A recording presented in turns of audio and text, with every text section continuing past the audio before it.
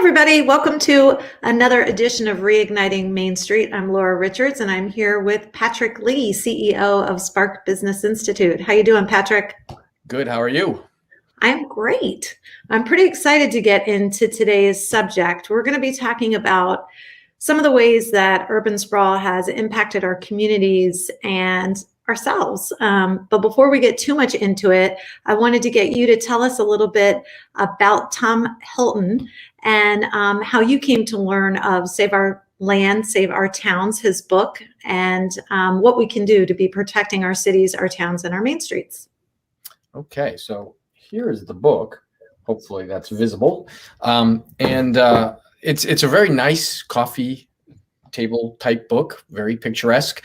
And there's a PBS special that goes along with the book, and you can still buy the disc of that special. I have no idea where you would download it, but if you look him up, you can find it. He's a very interesting guy, and where I actually met him and sort of began to learn about this was about a decade ago. I was part of Queen Anne County, Maryland's planning process, and they had brought a bunch of citizens together, and were putting different committees together on different subjects about the county that were all going to create the plans for those different areas, bring them back together to create the main plan that would then be approved by, the county council.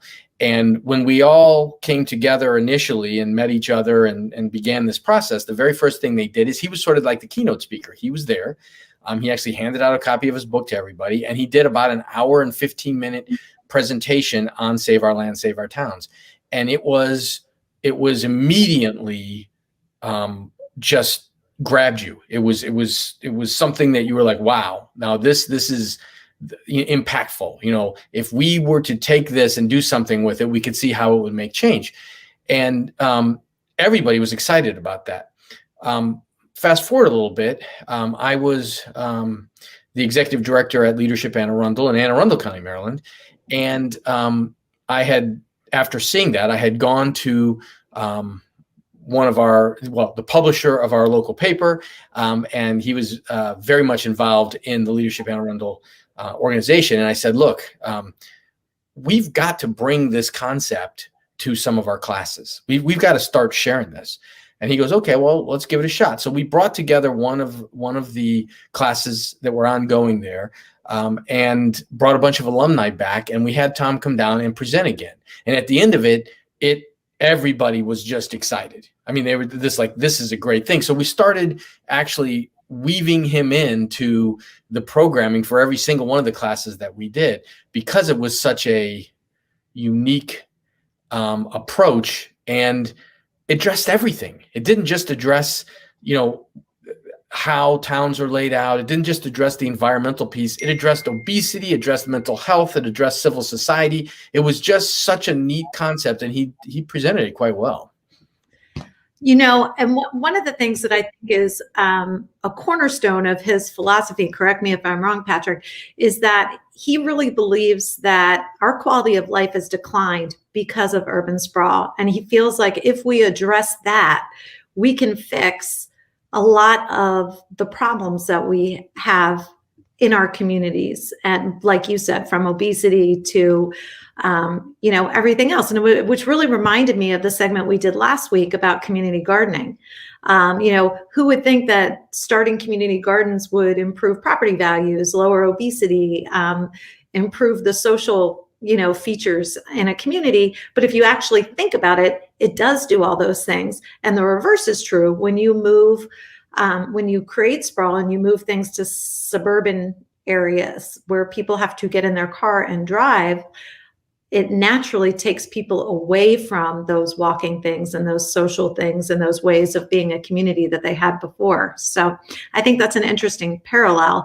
But lots of us have become disillusioned with that accompanying lifestyle of having to get in your car and drive to the shopping center to go to the grocery store or to get gas or to go to the bank versus when you used to be able to walk down to your neighborhood or town or even small city main street to do those functions. I think that's absolutely true. I think a lot of Americans are truly exhausted from what we perceive to be basically a throwaway culture. In our once great cities, in our towns, everything is disposable, right? Disposable and replaceable, and nothing is done for aesthetics. It's done for convenience almost. And so once beautiful landscapes have been ruined by development, ill-conceived development. I mean, you can develop and still maintain landscapes, and you can develop and still maintain the flavor and culture of an area.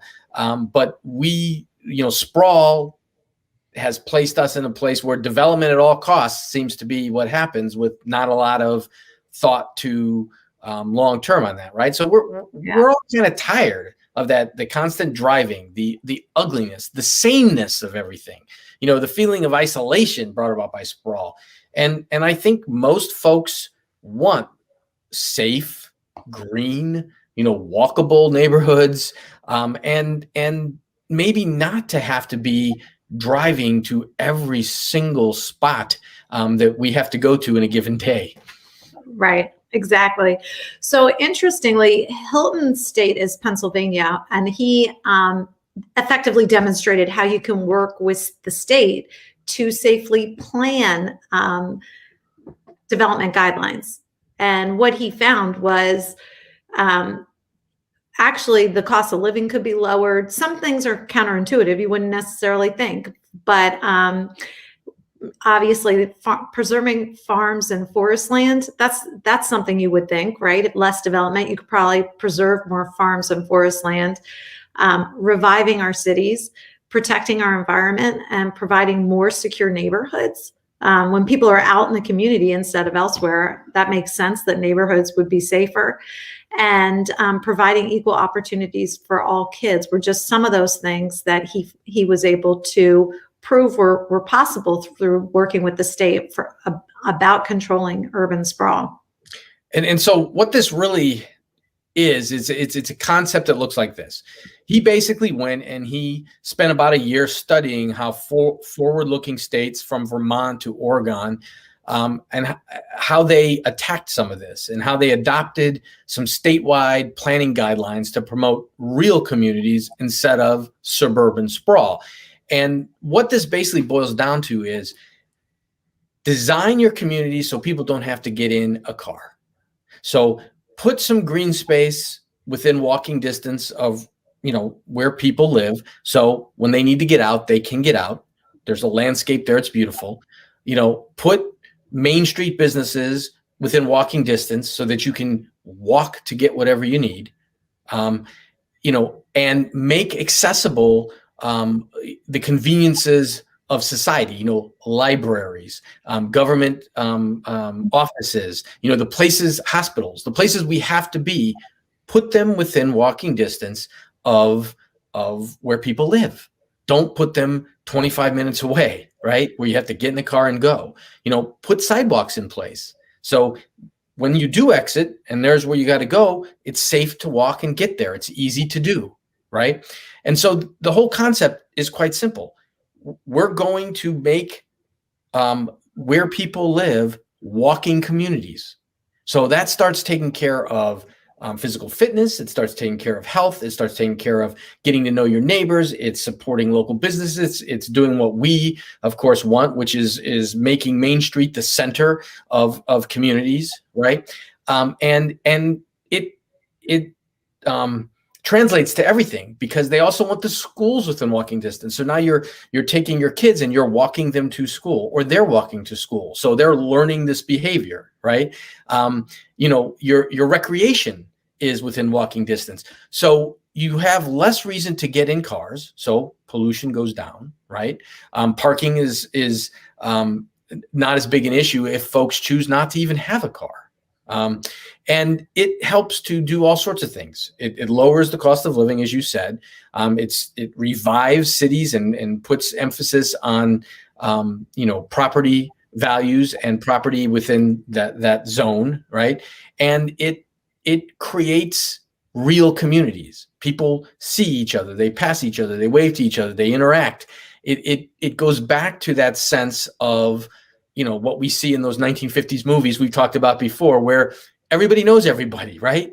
And people are all doing things as a unit, not passing each other in driving vehicles, right? Yeah, I think it's interesting because the biggest roadblock to this, or at least one of them, is reversing 50 years of behavior of people leaning on their cars as their kitchens, their offices, their place to go between work, home, school, sports, whatever. And this fierce independence that owning a car kind of created. And one of the things that you and I talked about before we started the podcast that I think is really interesting is, what has COVID-19 in the last 12 months done to change our behavior?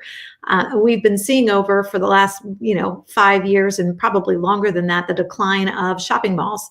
People aren't going to malls in the same numbers that they once were, and they're not looking for that to be an experience. It used to be in the 1980s when I was a girl, you went to the mall for your recreation. That was, what are you doing today? I'm going to the mall, Yeah.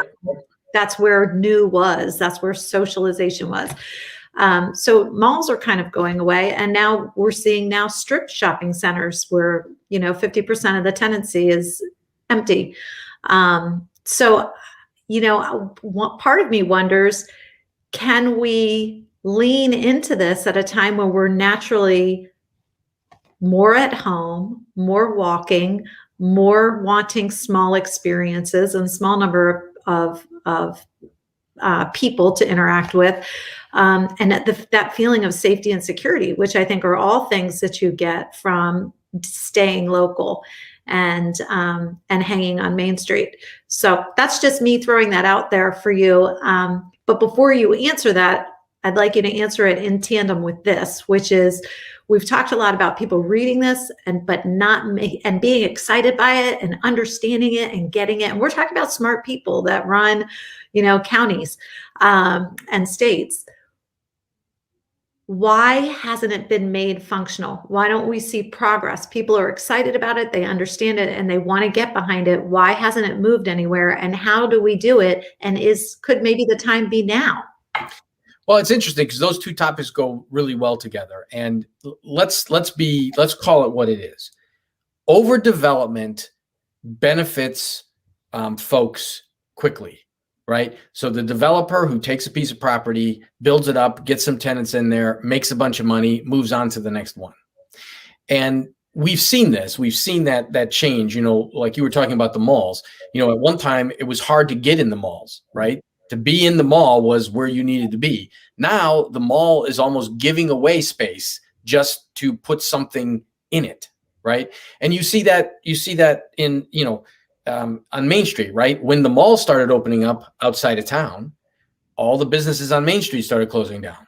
So you see a movement, but it's a movement of short-term development. It's not sustainable. It's quick money, and I think, the thing that sort of stands out here is that people get intrigued by this intellectually, but our system is designed to reward folks for the quick buck. I mean, big projects, lots of money, get in, get out, without any real consideration of what it does to that community. And I mean, this is a whole nother topic, but you can look at, what happened in Detroit when GM decided it didn't want to be in Detroit anymore. I mean, you can look at how these things happen, but what we're talking about, I think, on the scale is this. Right now, with what's happened with COVID and all, we all know there's going to be a reset to commercial property. We all know that we've learned that maybe we don't need all that brick and mortar and overhead as a business. Maybe a lot of these businesses don't bring all of their employees back.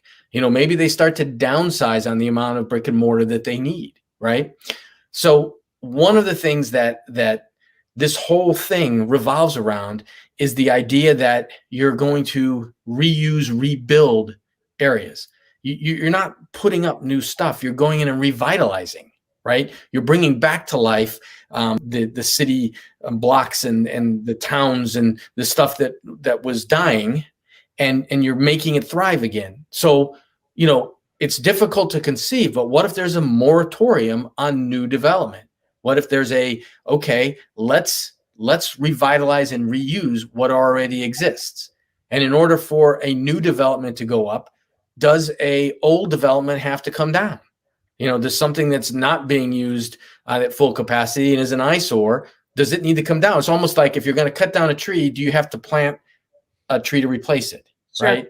So if we took this less as the economic instant gratification and it became more of the economic sustainable communities version, do we have an opportunity right now to tackle that? Right. And what we're talking about really are changes in public policy.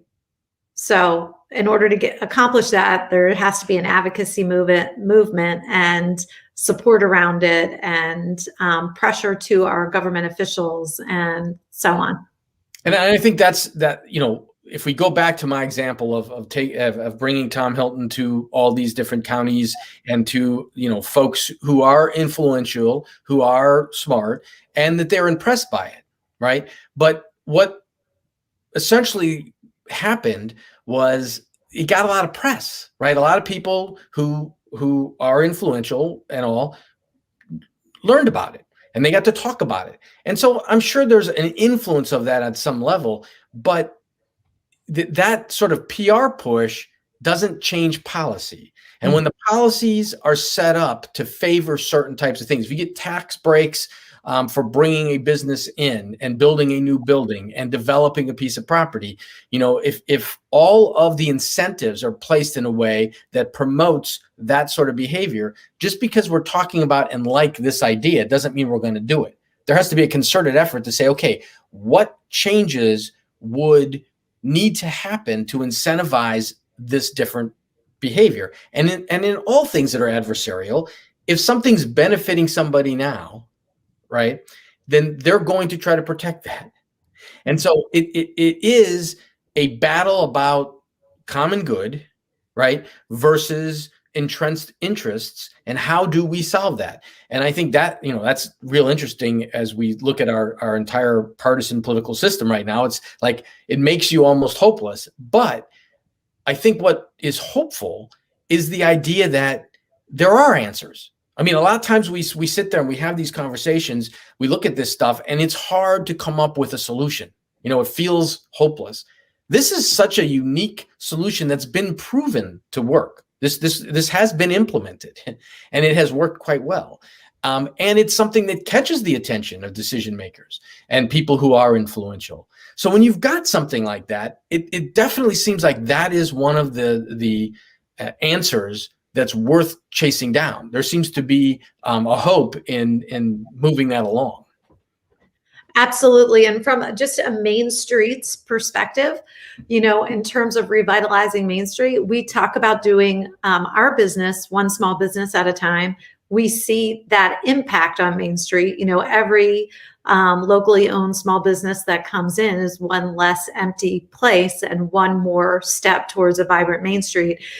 It is also true that a bigger effort like this, where we know we have the attention of local officials and legislation in the works to actually take care of that development, would put so much momentum behind any Main Street movement.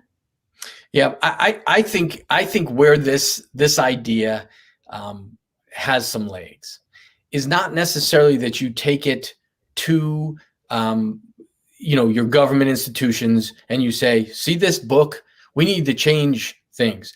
I think this is more of that grassroots piece. I think this is more going out and showing all those owners on the street that you also own on, hey, have you ever heard of this? What about this idea? What about that? And then they start to see self-interest in it. Like, wow, if everybody was walking from the neighborhoods around to us, that only benefits us. So the personalized incentive for that community to understand what it means to be a sustainable, local, supporting economy, just getting these ideas out to them so they can begin to take that thought process in as they decide what makes sense for us. Because starting that local is the only way this thing goes anywhere. This is not something that national policy is all of a sudden going to revolve around. This is going to be like what Tom did in some of the towns up in Pennsylvania, where it was local advocacy that made things move along this direction. That's right.